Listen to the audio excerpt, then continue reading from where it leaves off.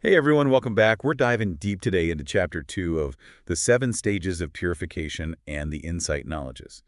This one's called Purification of the Mind. Oh, yeah. Always a good one to revisit, right?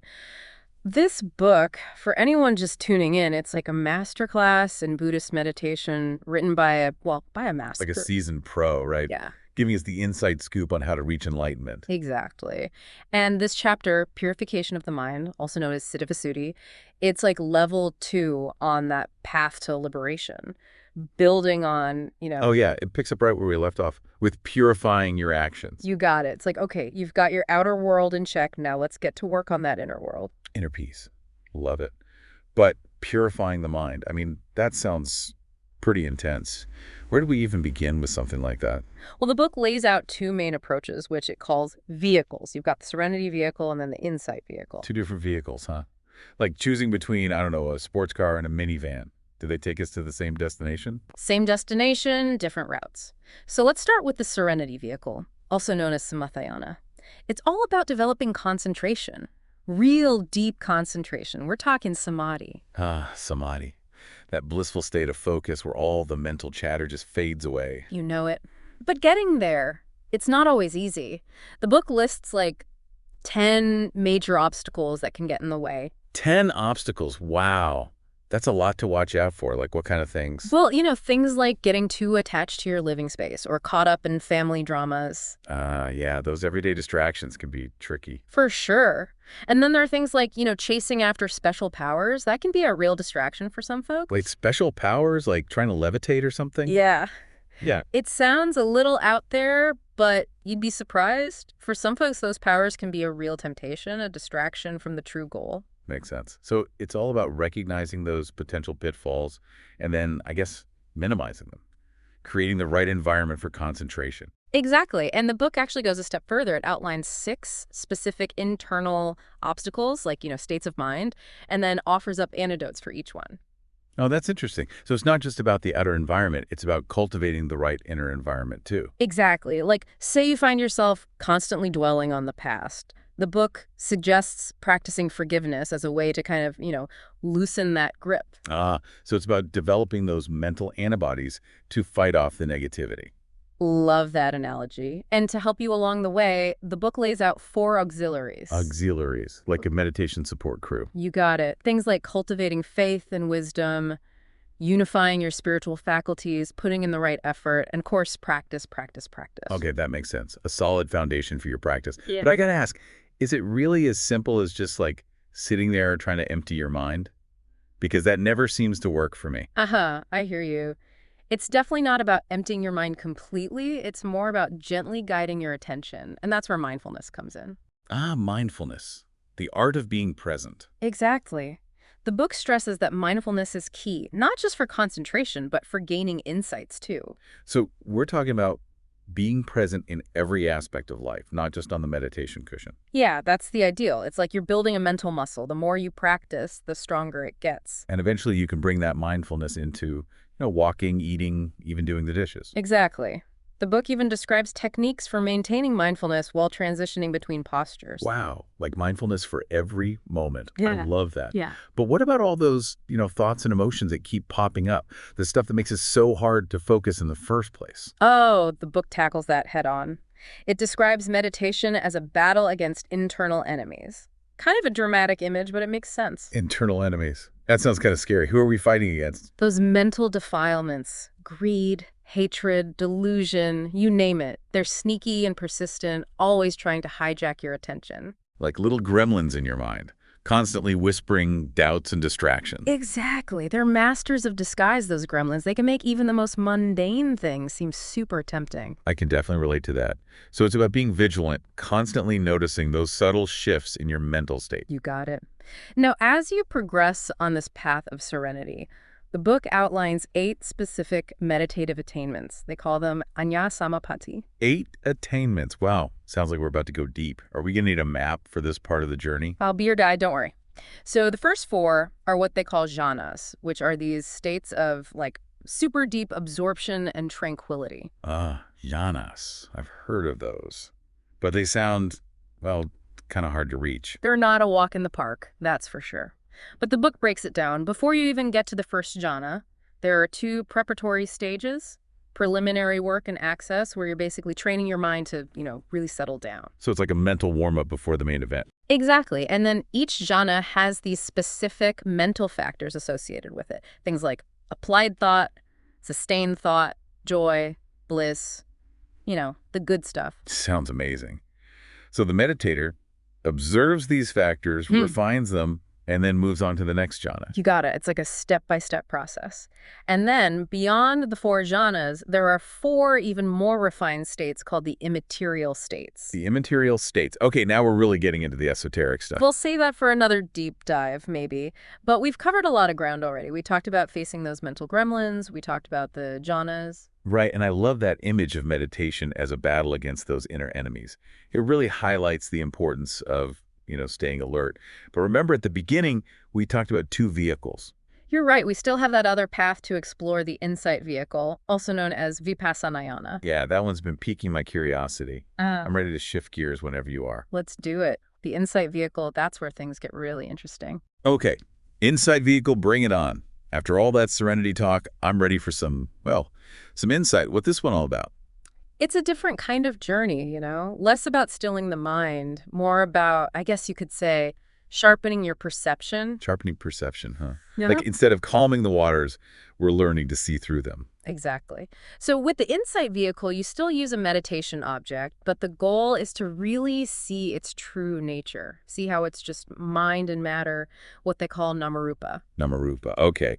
So we're getting into the nitty-gritty of reality here. How does that actually work in practice? It starts with what they call purification of view. It's about recognizing that everything you experience, sights, sounds, feelings, it's all just mind and matter, So kind of like deconstructing reality, seeing through the illusion of solid objects. Yeah, you could say that. And the interesting thing is those 6 cleansings and 4 auxiliaries we talked about for the Serenity vehicle, they're important here too. Oh, so it's not an either situation. Like you can use both vehicles. Totally. They work together. So as you continue to observe your meditation object, you start to see it less as a solid thing and more as a process, a flow of mental and physical events. Okay, starting to get it. It's about seeing the impermanence of everything. Exactly. And that's when you start to challenge those deep-seated views we all have about ourselves and the world, especially the idea of a permanent self. Right, the classic Buddhist teaching of no self in it, man. You got it. So you're basically replacing that idea of a solid self with a new understanding, the understanding of impermanence. Whoa, that's a pretty big shift. It is. The book talks about abandoning by substitution of opposites. Sounds a little cryptic, but it basically means you're trading in a faulty part for a new one. Okay, I can see that. So we've purified our view. We're starting to see things as they really are. What happens next? Well, buckle up because things are about to get interesting. The book outlines 16 different kinds of knowledge that arise as you progress on this path. 16. Wow, we're going to need a whole series of deep dives just to cover that. Haha, we might. But let's just focus on a couple key stages for now, give you a taste. So, after the knowledge delimitation of mind and matter comes the knowledge of discerning cause and condition. Cause and condition. Now we're talking karma. Not exactly karma in the sense of good deeds and bad deeds. It's more about understanding that everything arises from a web of causes and conditions. It's like a cosmic domino effect. Okay, so it's about seeing the interconnectedness of everything, right? Yeah. Nothing happens in isolation. Exactly. Like take your breath, for example. It's not just some random thing happening. It's caused by the movement of your diaphragm, the air pressure in your lungs, and so on. So you're basically zooming in on reality and seeing how all the pieces fit together. You got it. And this awareness extends beyond your breath to all phenomena. You start to see this principle of cause and condition operating everywhere, and that leads to the next stage, the purification, by overcoming doubt. Wait, overcoming doubt? Isn't doubt a good thing? Doesn't it make you question things and search for truth? Doubt can be helpful, for sure, but the kind of doubt we're talking about here is more like, skepticism. It's the kind of doubt that keeps you stuck, prevents you from really experiencing the truth directly.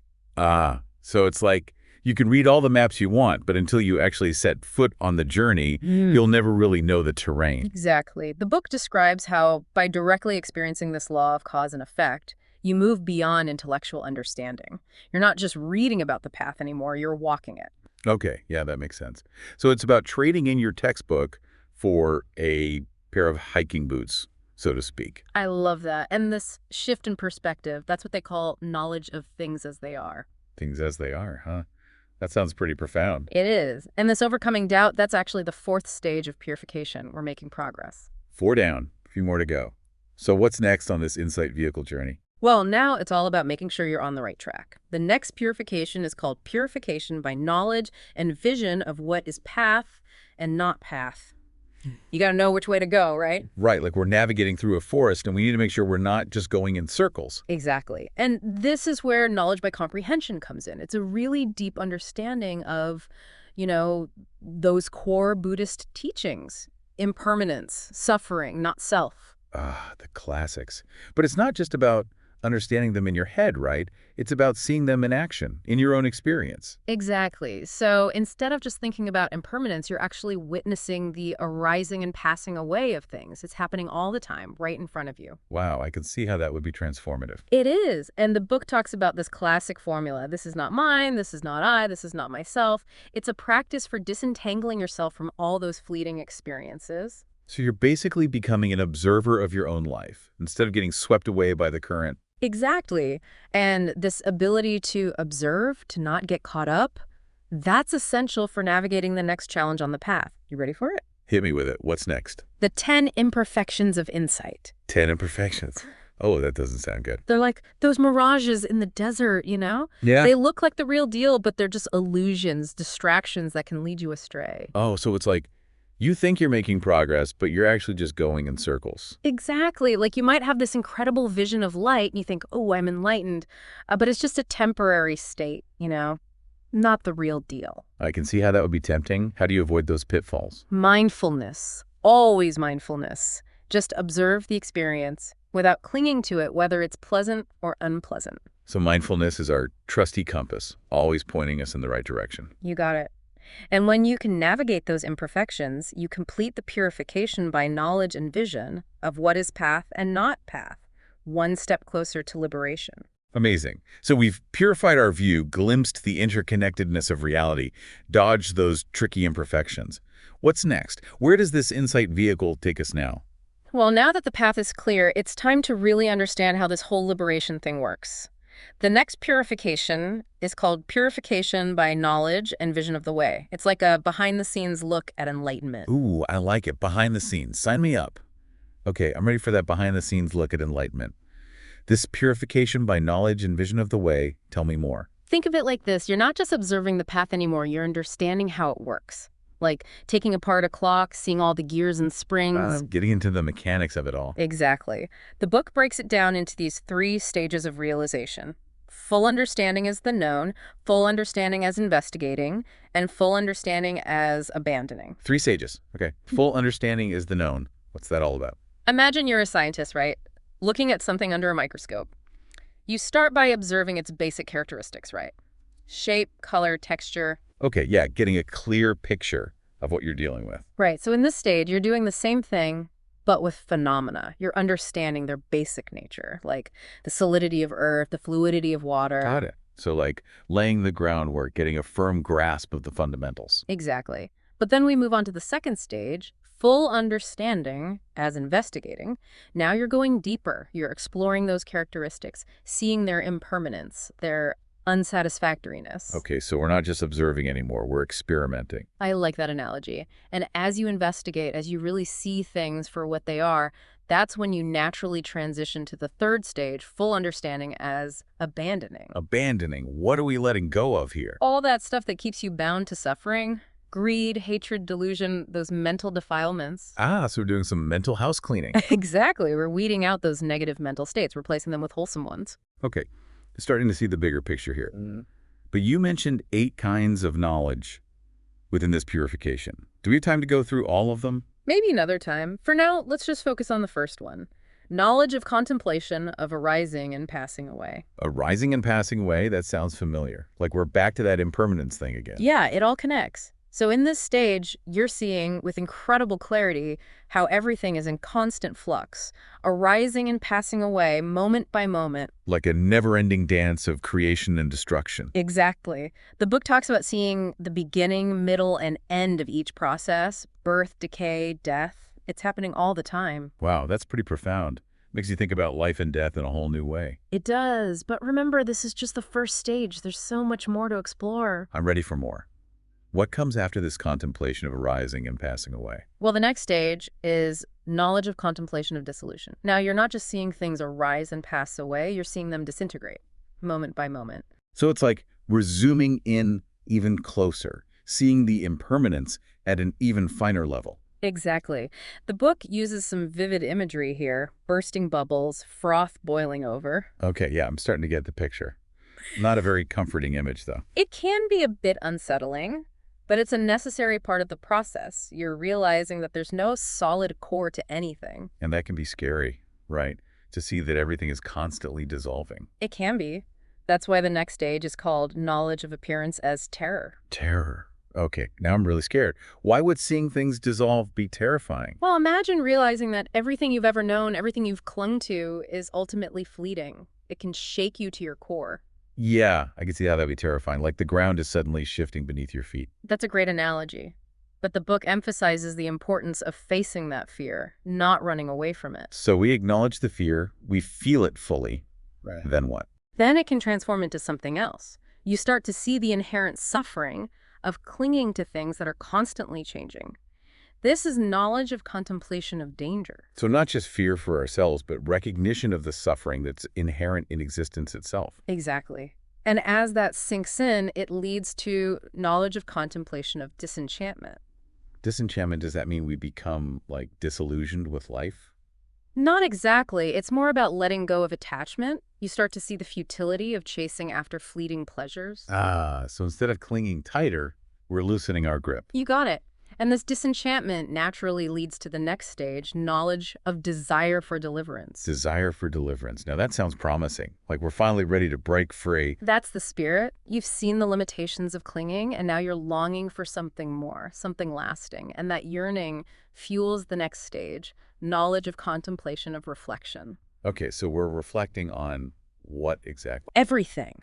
The nature of your mind, the practice itself, the insights you've gained. The book talks about these profound realizations that can arise during this stage. Like all the pieces of the puzzle are finally coming together. Exactly. And this reflection culminates in the final stage, knowledge of equanimity about formations. Equanimity that sounds peaceful. Like we've finally reached that state of inner peace. You're getting there. This stage is all about balance, acceptance. You're not swayed by the ups and downs anymore. Like you found your center, that still point amidst the chaos. Beautifully said. And while the book technically mentions one more stage, this stage of equanimity is really the culmination. The book calls it the final seal of approval on all the insights you've gained. Okay, so we've journeyed through these 6 stages of purification. What's left on this path to enlightenment? Just one more purification by knowledge and vision. It's the grand finale, the culmination of everything. Purification by knowledge and vision. Okay, We're nearing the summit. We are. This final purification, it's about attaining the 4 supramundane paths, the paths to complete liberation. But before we get there, there's one crucial transition stage, insight leading to emergence. Insight leading to emergence, okay? What's so special about this stage? It's like you're standing on the very edge of freedom. Your insight is about to break through into a completely new way of experiencing reality. It's like we're about to step through a portal into another dimension. I love that image. The book actually uses the image of a land-finding crow to describe this stage. A land-finding crow. Okay, you're going to have to explain that one. Picture this. You're on a ship, lost at sea. You release a crow to find land. If it finds land, it comes back and guides you to safety. If not, it returns and you keep searching. So the crow represents, like, our insight, searching for the shores of liberation. Exactly. And in this stage, your mind is working super fast, cycling through these mental states that lead to the supermundane path. Like our mental engine is in overdrive, propelling us towards enlightenment. I love it. And the book says that at this point, you can clearly see the difference between the compounded and the uncompounded. Compounded and uncompounded. Okay, I'm going to need a definition here. So the compounded, that's everything subject to change, everything in the world around us. The uncompounded, that's nibbana. Ultimate reality, beyond suffering, beyond change. So it's like seeing the difference between the world of illusion and the world of ultimate truth. Exactly. And you see the limitations of the compounded, the suffering inherent in it. And that leads to an intense yearning for the uncompounded, for nibbana. It's like you've tasted freedom, and now you can't go back to living in a cage. That's powerful. And this yearning, it leads to the next stage, change of lineage knowledge. Change of lineage. That sounds like a major transformation. It is. It's the moment you cross the threshold from ordinary worldling to noble one, someone who's entered the stream of liberation. There's no going back. It's like we've finally gotten our spiritual passport. We're on that one-way flight to enlightenment. Haha, love it. And from this point on, your focus shifts from the compounded to the uncompounded, from the world of change to the realm of nibbana. Okay, we've reached the end of the map. Now finally, tell me about these supramundane paths.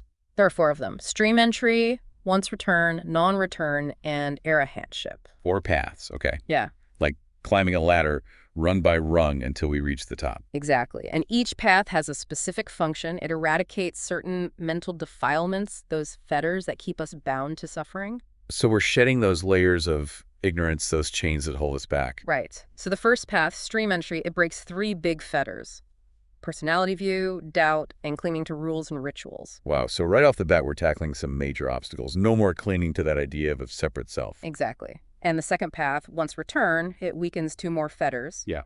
sensual desire and ill will. So we're becoming less reactive, less caught up in those emotional swings. You got it. And then the third path, non-return, it completely eradicates those fetters. You've transcended those base emotions. You've reached a state of deep equanimity. Wow, sounds like a whole new level of freedom. It is. And finally, the fourth path, arahantship. It eradicates the remaining 5 fetters: desire for fine material existence, desire for immaterial existence, conceit, restlessness, and ignorance. So that's it. We've reached the summit. Full enlightenment, complete liberation. Exactly. Arahantship, that's the culmination of the path. And with that, you've achieved the 7th and final purification. Purification by knowledge and vision. What an incredible journey. We've covered so much ground, but hold on. The book mentions one more type of knowledge, reviewing knowledge. What's that all about? It's like a moment of reflection. You look back on the path, you appreciate how far you've come. You review the stages, the insights, the defilements you've abandoned. So it's like a victory lap, a chance to savor the accomplishment. Exactly. And for the Arahant, there are no more defilements to review. They've eradicated them all. And with that, our deep dive into the 7 stages of purification and the insight knowledges comes to a close. Wow, what an amazing exploration. We've learned about 2 different paths to purifying the mind. We've faced down those mental gremlins. We've even glimpsed the possibility of complete liberation. I feel like my mind has been through a serious workout. It's been a joy sharing this journey with you. And as we wrap up, I'd like to leave our listeners with a question.